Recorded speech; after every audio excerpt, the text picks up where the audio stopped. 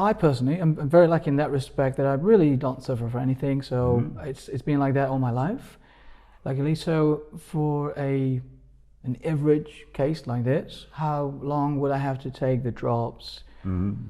Well, first of all, you have to know that this is, as a food supplement, is meant to provide the necessary bacteria which we don't really get in our water and in our food.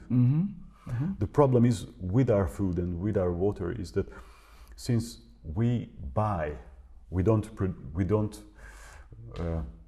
cultivate the food anymore. We don't gather it, we don't cultivate it, we buy the food. So we have to have it from safe stores. It means that the storage-proof food, the long shelf life food, which is ideal for the merchandising.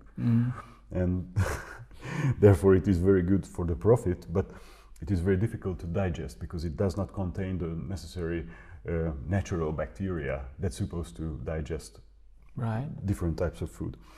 And the water is always sanitized. Even if you have tap water, it is treated with chlorine or ozone or some other things. And also some minerals are removed in order to have a nice, not to have discoloration, stuff like that. It means that normally we think that this kind of bacterial consortia was always present in the water what our ancestors consumed. So normally I would say 4 drops a day on an ongoing basis is better than having 1 month and then waiting some time until the civilized diet will do some symptoms on our digestive systems. So I do it on a regular daily basis, but since I consume them for more than 5 years now, for me it is once or twice a day a few drops just in the water, and I'm very close contact with it, so I taste it when we do the production and things like that. But still I would recommend to use it for a longer period. But when you have a digestive issue,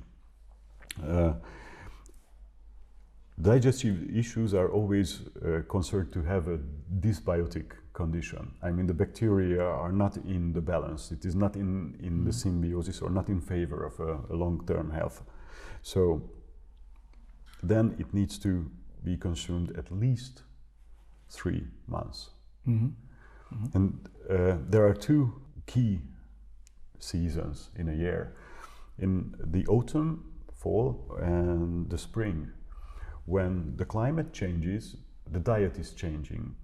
And the food, not just the foods, but the way you digest, because your body is adjusting to producing heat from the food from summer to going into winter. So the digestive system should work different than in the springtime when you have to go from heating to cooling. So it is like setting the thermostat. And also the foods are different.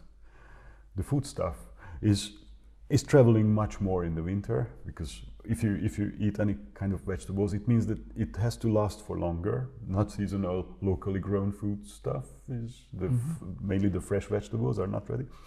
So we suggest to have it at least 2 times, in the fall and in the spring, 3 months course. It's very beneficial because then the digestive flora is changing. Seasonal changes are occurring, and you help it, and that will do the job. That's amazing. It's for the first time I've ever heard this. This is very easy. I mean, if you think about it, the concentration of oxygen and carbon dioxide is changing between the seasons. That's right. The temperature of the food changes. The quality of the water changes. The quantity of sunshine you get is changing. It means that your circadian rhythm is affected by the length of the day. Everything is changing, and the bacteria are synchronizing with the daylight because they are natural people. Even the pathogens are. That's right. It's just so easy to forget that all these changes are actually taking place, and we just take it for granted that at least, you know, I can say it in my name that never really thought about that. Yeah. Yeah, and it's good. It's a great reminder.